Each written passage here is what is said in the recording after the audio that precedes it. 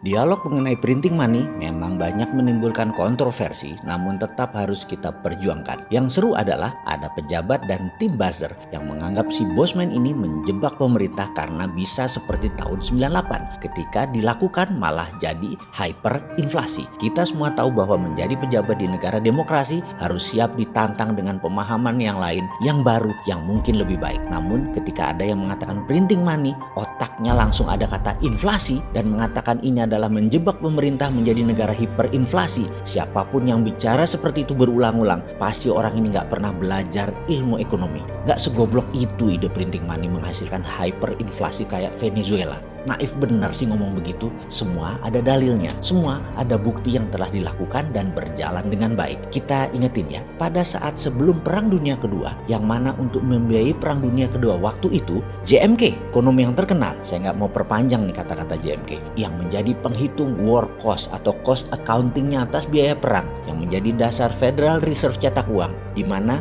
dia sebelumnya juga mendapat pekerjaan yaitu menghitung Project Relief Amerika dari Great Depression. JMK menghitung pembangunan Amerika berbasis infrastruktur statis jalan bebas hambatan dari tahun 1933 ke tahun 1936. Dalam pemerintahan FDR, Franklin Roosevelt. Dengan formasi criss-cross Amerika, ada 11 dari timur barat, ada 13 dari utara selatan dengan ribuan anak jalanan. Juga berbarengan infrastruktur dinamis juga diberikan dana untuk membangun industri permesinan yaitu kendaraan bermotor, membangun instalasi listrik, dan segala kebutuhan rumah tangga. Dana tersebut dari mana? Cetak uang berbasis proyek yang bernama New Deal. Program ini memiliki moto 3R. Relief, Recovery, dan Reform. Fokus program ini diadakan untuk mengatasi pengangguran dan kemiskinan, kemudian pemulihan ekonomi ke level wajar, serta mengatur ulang sistem ekonomi agar depresi tidak kembali terulang. Dua peristiwa tadi,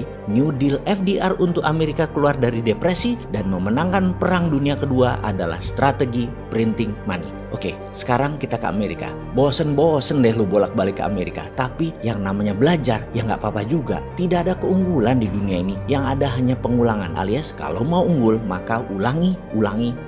Semua sahabat tahu saya mendukung Bernie Sanders yang ternyata digusur oleh oligarki Partai Demokrat yang pemikirannya tua. Bernie digeser untuk memuluskan Joe Biden. Padahal Joe Biden pendosa yang gampang nanti dikalahkan Trump. Namun namanya juga oligarki kekuasaan. Kalau Bernie menang, kita semua tahu Bernie punya Green New Deal, di mana asisten kampanyenya ahli keuangan Stephanie Kelton jadi JMK-nya FDR New Deal versi sekarang. Bernie kalau jadi presiden Amerika, maka dia akan punya musuh bukan China, bukan dunia Islam, bukan Timur Tengah, tapi dia memutuskan musuh utamanya adalah masalah lingkungan hidup. Dia anti fossil oil, dia anti nuklir uranium, dia anti batu bara dan sangat mendukung perbaikan alam. Dia mendukung baterai dan energi terbarukan. Dia akan perang dan akan printing money per tahun 3.000 billion atau 3 triliun dolar untuk perang memperbaiki lingkungan hidup. Ini seru kalau Bernie menang, tapi dunia farmasinya Partai Demokrat, dunia militeri kompleknya Republikan bubrah.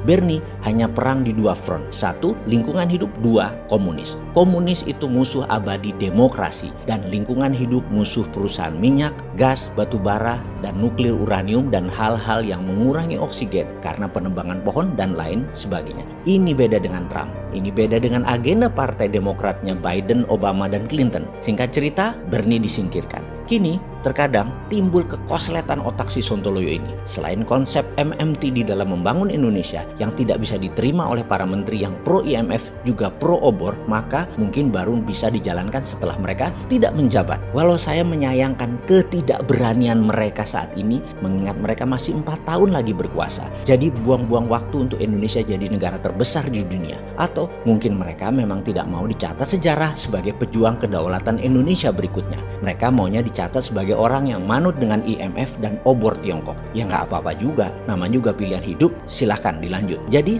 ada baiknya kita ambil itu program Green New Deal ala Indonesia. Kita akan printing money untuk membangun ala New Deal Amerika di tahun 33 dan 36 seperti Tiongkok tahun 1989 sampai 2009, ditambah kita adopsi Green New Deal Stephanie Kelton konsepnya. MMT adalah SWF Printing Money, Tina, dan Tiara. Sekarang kita tambah Green MMT. Kita perang dengan perusak alam. Kita akan pimpin dunia untuk lingkungan hidup atau pro-life strategi. Ini pasti ditentang globalis cabal yang anti-life, tidak pro-life. Cabalis mendukung nuklir uranium, fosil oil, batu bara, dan merusak lingkungan lainnya termasuk perang bedil-bedilan. Mereka dukung itu. Indonesia harus ambil kendali. Saya ragu yang sekarang punya biji, tapi biarlah mereka mengerjakan apa yang mereka tahu dan apa yang mereka mau. Kita kerjakan apa yang bisa kita kerjakan untuk membuktikan konsep kita ini berjalan dengan baik. Jadi kembali ke Printing Money. Masih bilang inflasi, tak tutup endasmu.